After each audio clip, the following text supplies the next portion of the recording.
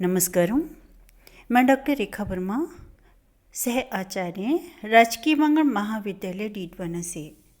आज का मेरा विषय है बीए प्रथम वर्ष हिंदी साहित्य में प्रथम प्रश्न पत्र। हम बात कर रहे हैं मीरा के विरह वेदना की। मीरा के पदों में मिलन और संयोग के अवसरों पर जितनी सरसता और श्रृंगार प्रियता व्यंजित हुई है, उससे अधिक तड़प और व्याकुलता विरह वेदना में अभिव्यक्त हुई है। मीरा के जीवन का कष्टमय पक्ष उनकी विरह वेदना को तीव्रतर करता गया। जीवन पथ में जितनी कांटे उगते गए, मीरा की कृष्ण के प्रति लगन उतनी ही बढ़ती गई। मीरा ने अपने हृदय में भरी वेदना को उंडेल कर ही लगता है भक्ति पदों की सर्जना की है। तब ही तो प्रत्येक पद में मिलन की असीम उत्कंठा और विरह की मार्मिक अभिव्यंजना अंतर्निहित दिखाई देती हैं। मीरा के काव्य में दिव्य प्रेम की भावना मिलती है। मीरा अपने आलम्बन आराध्य गिरधर गोपाल की रूप माधुरी पर अविचल होकर एकनिष्ठ भाव से समर्पित थीं और प्रेम के गहरे रंग में निमग्न थीं। प्रेम का एक पक्ष संयोग है तो दूसरा वियोग। दोनों ही पक्षों में दर्शनाभिलाषी मीरा ने प्रेम की अनंत ज्योत को जलाए रखा। कबीर ने परब्रह्म प्रेम को महान बताते हुए उसके लिए सभी प्रकार की इच्छाओं, कामनाओं और सुखों को त्यागने की सलाह दी थी। प्रेम प्याला जो पिए शीस दक्षिणा दे, लोभी शीस न दे सके नाम प्रेम को ले। सूफी विचारक, संत और भक्त कबीर जिसे प्रेम तत्व कहते हैं और कृष्ण भक्त वसंत राम भक्ति की सफलता के लिए जिस प्रेम तत्व की महत्ता प्रतिपादित करते हैं, सकल शिरोमणि प्रेम है निप निश्चय जान, प्रेम बराबर है नहीं ज्ञान ध्यान विज्ञान।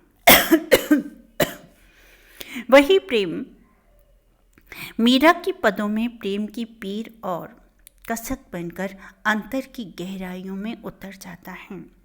दर्शन बिन दुखन लागे नैन, जब से तुम बिछड़े प्रभु मोरे तनिक न पायो चैन। कृष्ण भक्त कवियों ने कृष्ण को प्रेम का पर्याय बना दिया। हर वर्ग, जाति, धर्म, संप्रदाय और जन मन में कृष्ण प्रेम के अधिष्ठाता के रूप में विराजे हुए हैं।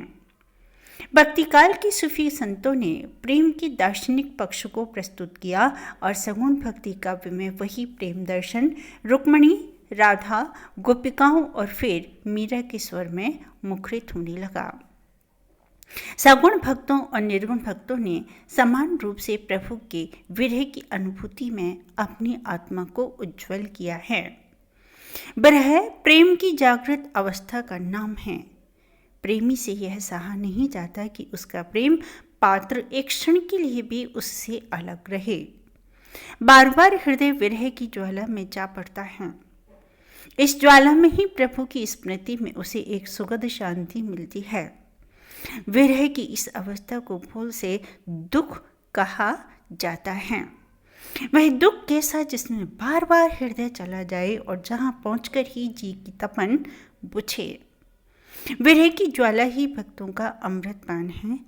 प्रेमी बार बार अपनी ओर देखता है और अपने में प्रेम का अभाव अनुभव करता है।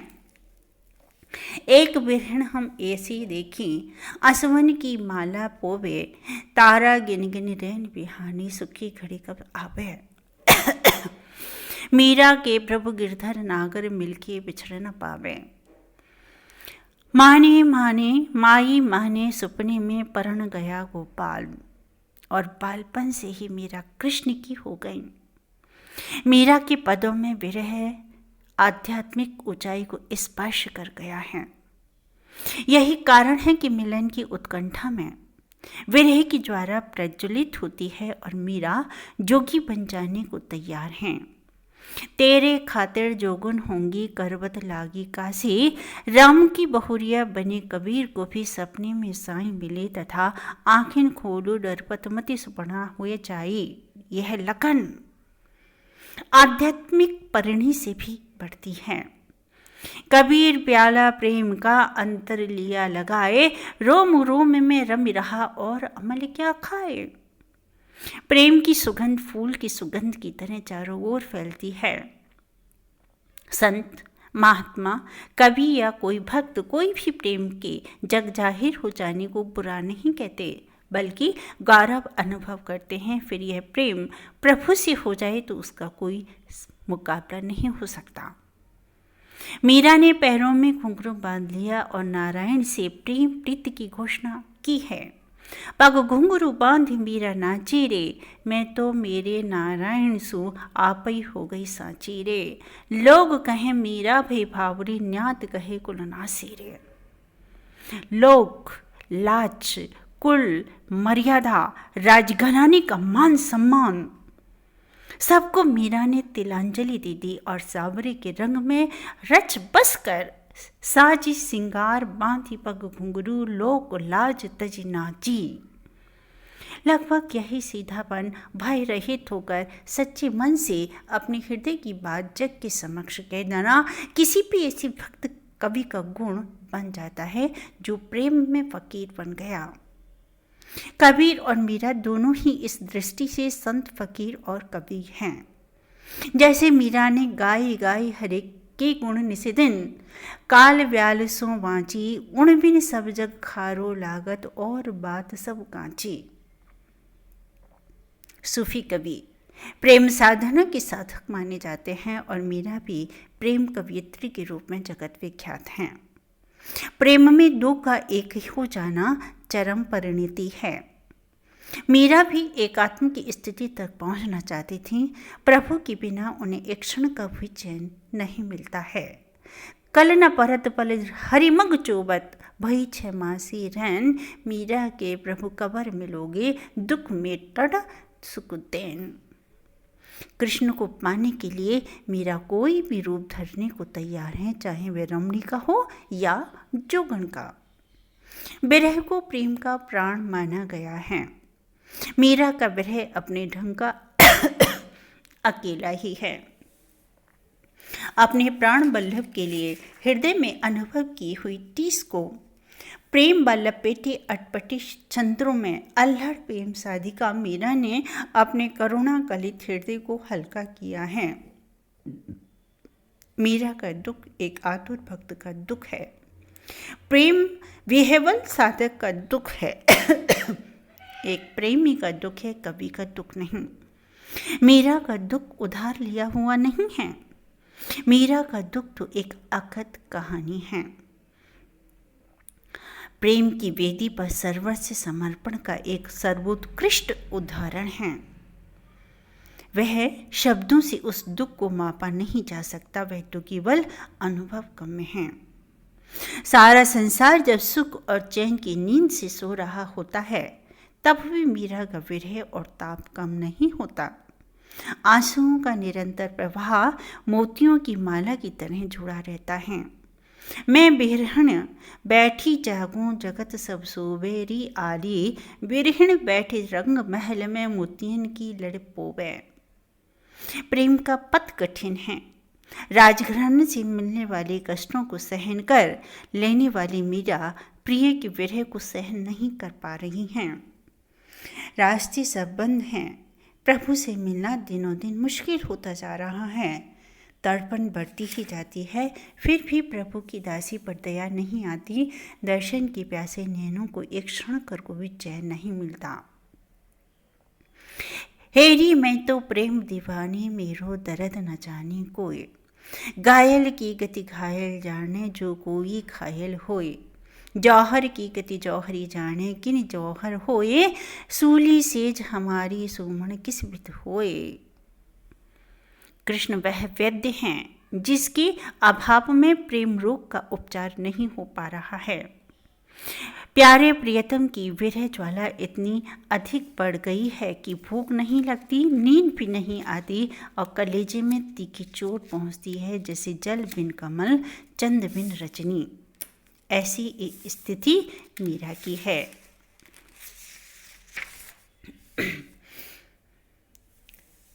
मीरा ने शास्त्रीय परंपरा का निर्वाह हेतु पूर्वराग की 10 दशाओं का चित्रण अपने पदों में नहीं किया होगा, किंतु मीरा के पदों में व्यक्त विरह का वर्णन इतना मार्मिस्पर्शी और हृदय तल को छूने वाला है कि स्वाभाविक तौर पर उन पदों में पूर्वराग की 10 दशाओं को पाया जा सकता है।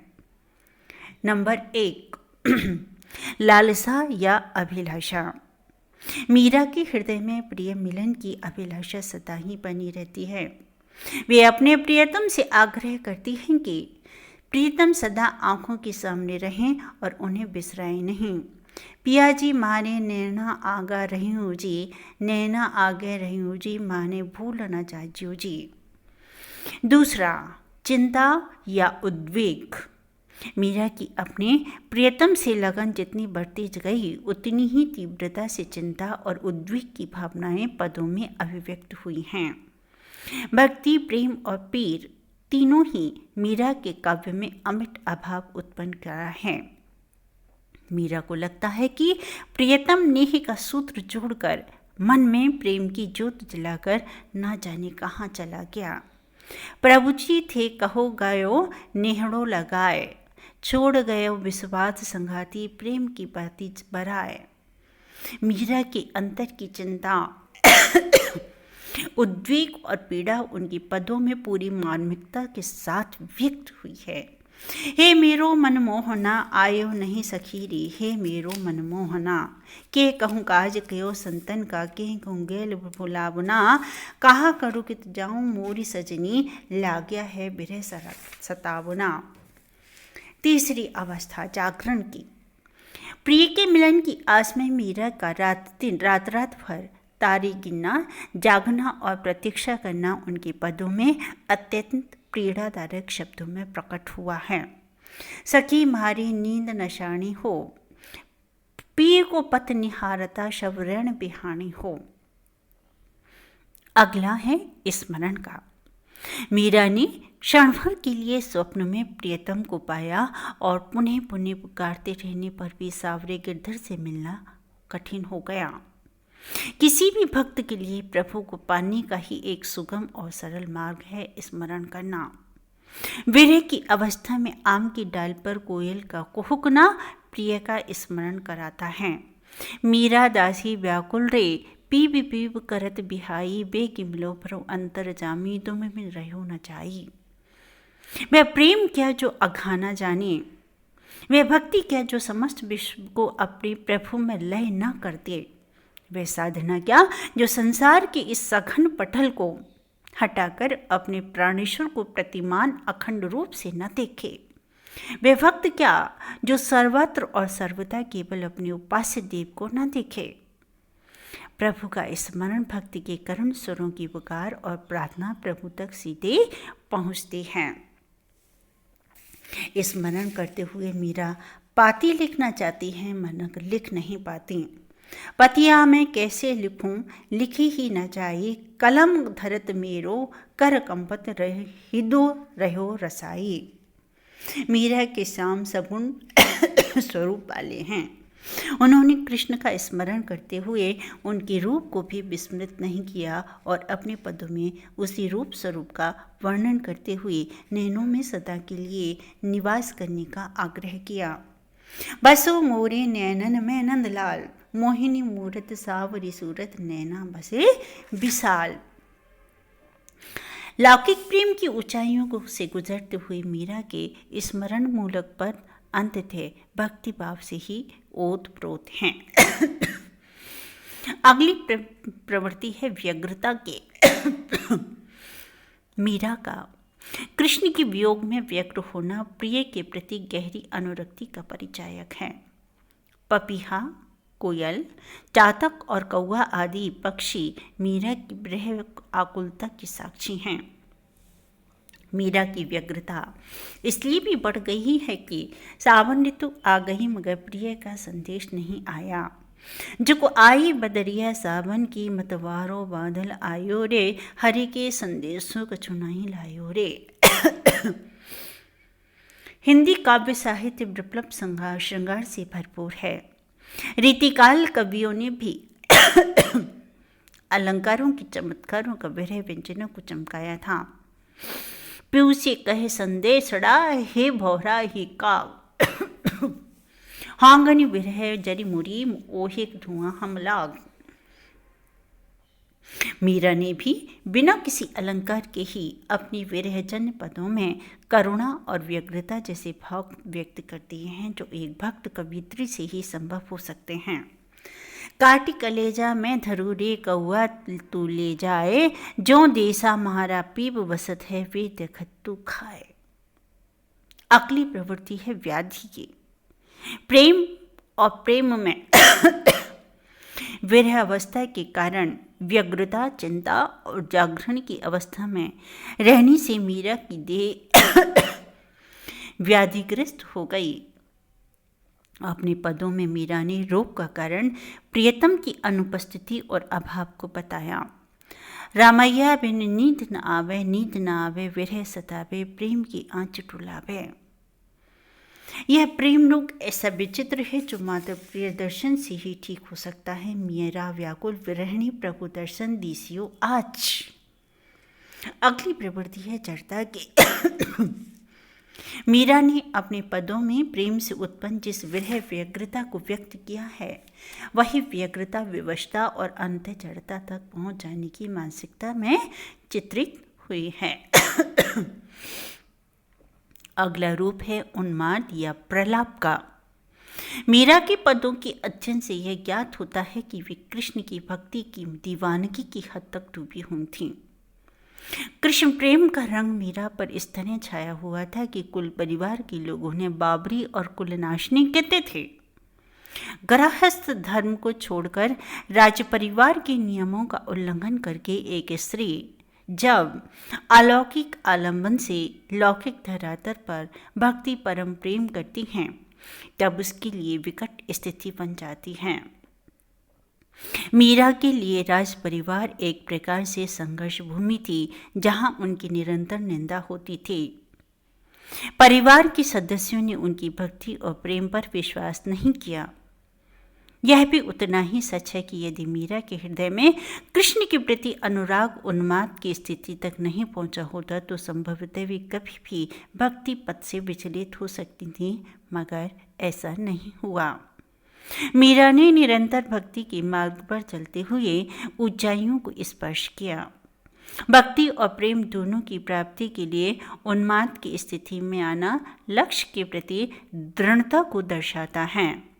विरहणी बावरी से भई सूनी भवन पे ठारी होई के हीरत आह दई।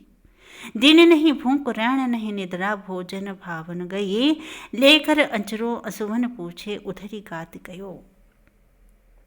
मीरा ने तो स्वयं को बाबरी कहा और दूसरों द्वारा बाबरी कहने पर बुरा नहीं माना, बल्कि अपने कई पदों में इस बात के संकेत दिए कि बाबरी कहकर ही सही उन्हें कृष्ण भक्ति के लिए मुक्त कर दिया जाए। लोगों ने मीरा की बिगड़ी हुई कहा, इससे मीरा को नुकसान नहीं हुआ।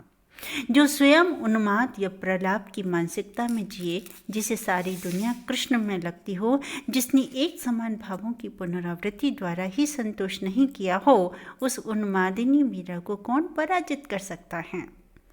आलेरी मेरे नैनन वान परी, चित चढ़ी मेरे माधुरी मूरत उड़ विच आन पड़ी। प्रभु प्रेम में तल्लीन सहजवाई जैसी भक्तिन भी दीवानी थी और दीवानी कहलाई। मीरा और सहजवाई चाहे दो भिन्न मार्गों पर चली, किंतु प्रेम की प्रगाढ़ता में नियम धर्म छोड़कर जग को हंसाई को सहजते हुए स्वीकार किया है। अगला रूप है गुण कथन का। मीरा के समस्त पद कृष्ण को गुण सागर और गुणों की खान बताते हैं। प्रत्यक्ष अप्रत्यक्ष रूप से मीरा ने कृष्ण की महिमा का गान किया है।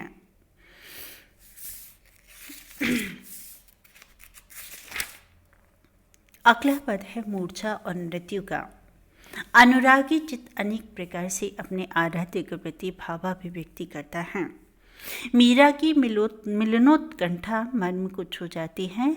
मीरा की उत्कंठा जितनी बढ़ती जाती है, वियोग की वेदना उतनी ही तीव्रतर होते हुए चरम को छूने लगती है। कन्हैया से प्रीति करके मीरा गहन भावों में डूबती उतरती रहती हैं। घायल री घुमा फिरा मारे दर्द न जानियो कोई, प्राण गमाया झुरता रे नैन गमायो रोए।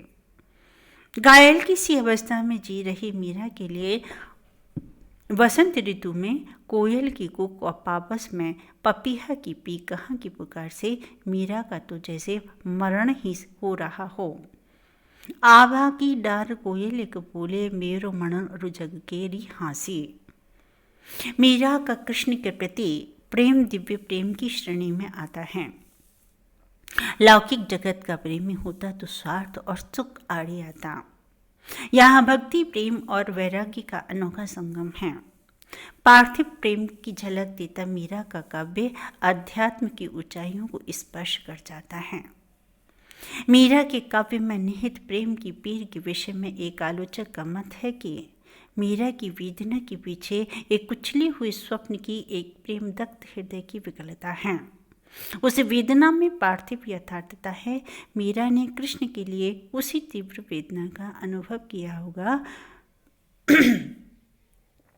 सूरदास ने सूरसागर में राधा तथा गोपियों को कृष्ण के वियोग में व्याकुलता और विरह विदग्ध होना दर्शाया है। उन्होंने अपनी विरह कुलता का निशाना मधुवन को बनाया। मधुवन तुम कत रहत हरे, विरह वियोग श्याम सुंदर के ठारे क्यों न चरे। जायसी ने तो 12 मासी और शतऋतु के वर्णन में हृदय की विरह अनुभूति को उकेरा है। आया पवन बिछो होकर पात परा बेकरार, तरिवर ताजा के चूर के लागे कही के ढार। मीरा भी पपीहे को उपालंब देती हैं। रे पपैया प्यारे कब को बैर चितारने, मैं सूती छी अपने पवन में पीपे करित पुकारियों। यही प्राकृतिक उपादान यथा मेघों का गरजना, बिजली का कौंधना, कोयल मोर पपीहे का बोलना, हवा के झोंके मीरा का विषादकृत हृदय को सताते हैं। विरह वेदना का ऐसा भव्य और दिव्य स्वरूप प्रेम की गंभीरता से ही संभव हो सकता है। भगवान को पति मानना और पति के प्रति वैराग्य का भाव रखना, जीवन पर्यंत इसी वैराग्य भाव के साथ रहते हुए सारे राग विराग मिलन और विरह की अनुभूतियों को कृष्ण की परिप्रेक्ष्य में अभिव्यंजित करना अद्वितीय, अतुलनीय और असाधारण प्रसंग माना जा सकता है। इसीलिए मीरा का काव्य हृदय को छूता है, भक्ति की प्रवाह को गति देता है। मीरा का काव्य दिव्य श्रृंगार वर्णन में भी कला का चमत्कार कहीं दृष्टिगत नहीं होता। मीरा की कविता का प्रधान गुण सादगी और सरलता है। मीरा की प्रत्येक पद में, पद की प्रत्येक पंक्ति और शब्द शब्द में उनका निज प्रेम, मिलन और विरह पूरी भावना के साथ व्यक्त हुआ है। वह सच्चा स्वानुभूत प्रेम है। वही प्रेम दर्द दीवाना बनाता है। वह किसी कवि का दग्ध हृदय नहीं है। मीरा की कलम से उनकी प्रेम और भक्ति के गीत स्वतः स्फुट हैं। मीरा अभ्यासी कवयित्री नहीं थी। भक्ति के उद्रेक ने उन्हें कवयित्री बना दिया। उनके पदों में काव्य की कला पक्ष की अपेक्षा भाव पक्ष की प्रधानता है। धन्यवाद।